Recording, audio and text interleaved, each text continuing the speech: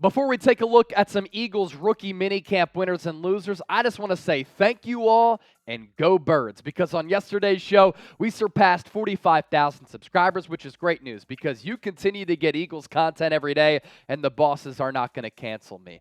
Our next goal here on the program, 50,000 subscribers, because once you get to 100K, YouTube sends you a plaque and you already know the party's going to be popping right here on Philadelphia Eagles Now. So if you haven't subscribed, do so right now. You will not regret it. And let's start the show today.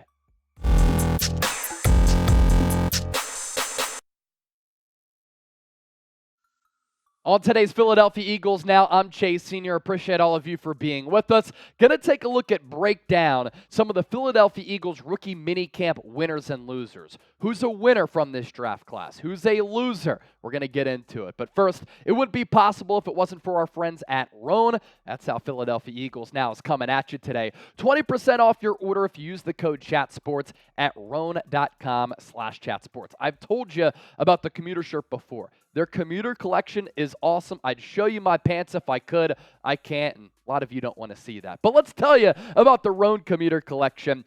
It can get you through any workday and into straight whatever comes next. Head to roan.com/chatsports. Use the promo code ChatSports to save 20% off your entire order. That's 20% off your entire order when you head to RHONE.com/chatsports and use the promo code ChatSports. It's time to find your golf course comfort, right? Your office comfort, date night comfort, or a night out on the town with all of your homies, whether it's in Philadelphia or beyond, because I know we have people tuned into the show from literally all across the globe. Roan can help you look fresh regardless of where you are. Mobility is everything. Their comfortable four-way stretch fabric provides breathability and flexibility that leaves you free to enjoy whatever life throws your way, from your commute to work, 18 holes of golf, or any of the other duties that I was just talking about that make you happy on a daily basis. You can also get rid of those dry cleaning costs because they have this wrinkle release technology. When you wear these products, the wrinkles disappear.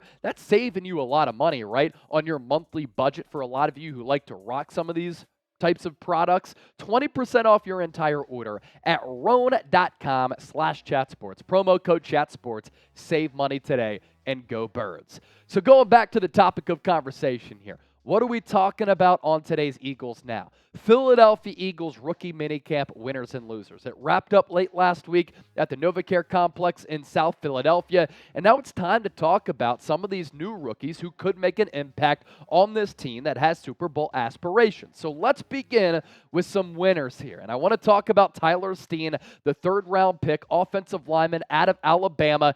He's a winner for a couple of reasons, because he has positional versatility, which I really covet and like for any of these offensive lineman prospects, because you can fulfill a couple of needs as a young player and throughout your career depending on what the need is for that team. And why I think Steen is a winner.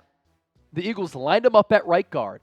He did play offensive tackle in his collegiate career at Vanderbilt and at Alabama. The Eagles listed him, this is notable, as an offensive guard when they drafted him, and he has an opportunity to start week one, year one, for the Philadelphia Eagles, who just played for a Super Bowl last year. Tyler Steen has played in some big games at Alabama. Might play in some big games in his rookie campaign with the Philadelphia Eagles. Now, of course, he's going to be competing a little bit with Cam Jurgens, but Nick Sirianni not giving either of these players a definitive role just yet as a starter. Here's what Sirianni had to say about Steen maybe playing right guard as a starter. That's really a long way away. We don't have to make that decision for a while, but the best player will play at that position, and we feel like we have some good options. And the reason why we took him is because we feel good about him.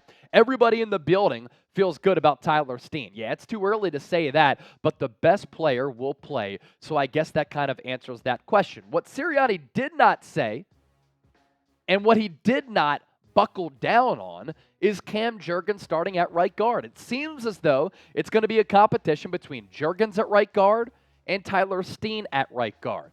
Why Steen is also a winner here, he gets to work with the best offensive line coach in the National Football League in Jeff Stoutland. Look at what he's done with every offensive lineman that he's coached and developed. They've ended up being really, really good players. Landon Dickerson, Jason Kelsey, Jordan Mailata, a project as a rugby player who had never played organized football. Lane Johnson, the best right tackle in the game. He got Isaac Seumalo paid. He's going to do that same work with Cam Jurgens and Tyler Steen, and it's great news that Jeff Stoutland announced after some teams were interviewing him to be an offensive coordinator that he signed that contract extension with the Birds. Here's what Steen had to say about the best O-line coach in the NFL. Yeah, Coach Stoutland, definitely a different dude, different type of O-line coach, but he's a great teacher. That's kind of like what you can tell right away. He's really detailed, and you can tell he really cares about his job and helping people. It's exciting to be in a room like that where you got an O-line coach who has been going at it for a while and has coached a lot of really good players. I'm really excited about that. And that's why I didn't think it was imperative for Philadelphia to take Peter Skoronski with the 10th overall pick. They moved up to number 9 to take Jalen Carter, who we'll talk about here in a few moments. You can get very good offensive linemen, second round and beyond, if you pass up on those guys in round 1 and develop them into really solid players who can impact your squad. And that's what the Eagles have done with a couple of these offensive line picks over the last couple of years. Ina Seumalo, Landon Dickerson, as well as Cam Jurgens. Maybe Tyler Steen is the next. So, all too early look at this, and an all too early prediction. Who will be the starting right guard week 1 for the Birds? TS for Tyler Steen, CJ for Cam Jurgens. Type your responses and your predictions down in the comment section. Another rookie minicamp winner. It's the Eagles pre-draft visits. There is a path and there is a story behind some of these Eagles pre-draft visits. Chase, what are you talking about? What do you mean? Let's decipher it, right? All of these players were drafted by the Eagles. They have all of these top 30 visits, right? And both Jalen Carter and Nolan Smith were in on pre-draft visits, but also Keely Ringo and Tyler Steen visited the Eagles on their pre-draft visits. You only have a certain amount of allotted players who you can have visit your facility prior to the draft. And what that says is that the Philadelphia Eagles, this is a very good indication of the Birds' interest in a lot of these draft prospects. If you visit the Eagles prior to the draft, it's not a smokescreen. They are trying to sit down, talk to you, gauge who you are as a person and as a football player. They want to see if you're the real deal. They want to get to know you because they are interested in taking you in the NFL draft. And for all those 4 guys who we just talked about, all from the SEC, by the way, great rivalry, Alabama, Georgia, to visit the Eagles pre-draft, it's a good indication that the Eagles love these pre-draft visits because they are interested in taking you. Another rookie minicamp winner, it's Nolan Smith, the first-round pick, take 30th overall, and it's wild to me that he lasted all the way until that 30th overall pick. Howie Roseman was surprised, but he said, you know what, we're happy that you fell to us, right? And Nolan Smith even said, look, you want to win. That's why you're taking all these Georgia Bulldogs. Why he's a winner, well, I think he's going to be a really good player. There's not pressure on him to perform from day one, and he gets to link up with Hassan Reddick. Both of these players are very, very similar as far as their respective games, but also them as athletes and the builds that they have. So this is pretty interesting. Let's take a look at the relative athletic scores for both Nolan Smith and Hassan Reddick. This gauges how good of an athlete you are with some of these pre-draft testing numbers, right? And you're graded on a scale of 1 to 10. So Nolan Smith actually had a better relative athletic score than Hassan Reddick, 9.2 to 9.01. You see they're both in the red there. I don't really care about that as far as the height. 6'2" for Nolan Smith, 6'1" for Hassan Reddick. They're both a little bit slighter. So when Reddick was coming out of Temple, 237 pounds, Nolan Smith, 238. So if you're going to rip Smith for being undersized, why don't you do the same thing? And why don't you maintain that same noise with Hassan Reddick? He's ended up being a great player. Only player in NFL history is Reddick to have 3 straight seasons of at least 10 sacks with 3 different teams, and last year he was in the running for Defensive Player of the Year. Where it gets interesting is the 40-yard dash times between these 2 players. Green elite athletic testing numbers. For Smith, 4.39. For Reddick, a 4.52. So Smith is even faster than him. On the 20-yard split, Smith a fraction faster than Hassan Reddick. On that 10-yard split, very, very similar numbers. The vertical, very, very similar. And then the broad jump, also very similar. So Hassan Reddick, Nolan Smith, very similar players. And Nolan Smith is going to be able to learn the ropes of what it's like to be a Sam linebacker, premier edge, from one of the best to do it right now in the NFL. As far as their college production, Reddick had a little bit more. His last couple of years at Temple, he was awesome. 17.5 sacks in 4 years at Temple. He was a late bloomer. Maybe Nolan Smith is also a late bloomer too.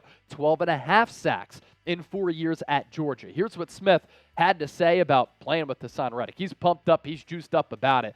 I just feel like the media always knocks on guys like us for the same thing. Certain guys like me and Von Miller, we're not knocked on anymore because he's proven himself as Von Miller. But just guys like us, that's undersized. I just want to know certain things about how Hassan Reddick approaches the game. How does he study? There's so many questions I want to ask. And Reddick, great cultural fit in this Eagles locker room. He's going to be able to take some time to help out Nolan Smith become a stud for this Eagles organization. So let's do this now. How many sacks will Smith and Reddick combine for in 2023? Reddick, 16 sacks last year. Him and Smith, what are they going to do? More than 20? I think so. Lastly, Jalen Carter here. And I think Jalen Carter is a winner because he goes to an ideal destination. He goes to a great culture with some franchise pillars, leaders, and captains in place. If he were to go to a dysfunctional organization like the Cleveland Browns that doesn't have a lot of leadership, I'd be worried about Jalen Carter because he does have some maturity issues. But going to Philadelphia, you walk in that locker room, you're like, Jason Kelce, Hall of Famer. Lane Johnson, All-Pro, Hall of Famer. Brandon Graham. Fletcher Cox, one of the best players in the history of this franchise. Hassan Reddick, stud. Jalen Hurts, runner-up, NFL MVP. A.J. Brown, top 5 wide receiver. Devontae Smith, probably the best number 2 wide receiver in the NFL. Dallas Goedert, one of the best all-around tight ends in the game. Like, he walks into this locker room and this organization that's coming off a Super Bowl appearance. They won a ring in 2017. Jeffrey Lurie is one of the best owners in the sport. Howie Roseman, probably the best general manager. Nick Sirianni, one of the best coaches in the NFL. Jalen Carter, if you mess up, that's on you, my guy. But he said that he's in better shape. And at his pro day, he was not in good shape. That's why he was winded. That's why he was falling down. That's why he was cramping. But he took matters into his own hands. And I'm going to give him the benefit of the doubt in him saying that he's in better shape than he was at that pro day. Here's what he had to say about his conditioning. He owned up to it. He said, oh, yeah, for sure. I made sure my conditioning level's a lot higher heading into rookie minicamp. That was on me during my pro day. I felt conditioned, but I guess I wasn't, and that was just me. I should have conditioned a little bit more or a lot more before that pro day. Now, time will tell if he comes into training camp overweight. And if he can't get through drills and practices, that is a problem. But as of right now, we'll give him the benefit of the doubt. For the reasons that I mentioned, I think he's a winner going to Philadelphia, but also as a scheme fit. And he gets to team up with his Georgia teammates. Jordan Davis, Keely Ringo, Nakobe Dean. You know, all these dogs. Nolan Smith. DeAndre Swift, also a Georgia Bulldog. Didn't play together, but you get the point. Some familiarity in that locker room for a young player. As for the Eagles minicamp losers, play a little bit of a trick here. The rest of the NFL, because Howie Roseman isn't their general manager. And other teams in the NFL didn't come away with this draft class that the Philadelphia Eagles did. To be honest, though, and to keep it frank, it's really difficult to say anybody is a loser. I mean, if Jalen Carter was like 50 pounds overweight, he'd be a loser. But in a small sample size, these Eagles rookies are off to a good start for an organization that expects the best out of its players. So with that, let's round out the show with this. Which rookie are you most excited to see play? All of them for me. Jalen Carter, Nolan Smith. I want to see the impact that Jalen Carter can have year one. I want to see if Tyler Steen can start at right guard. Because if you're able to build your team in that manner with some affordable players now while you're in a Super Bowl window, you can continue to replenish the cupboard and keep the train moving. This has been Philadelphia Eagles Now. Thanks to everybody for watching. We'll catch you next time here on the show.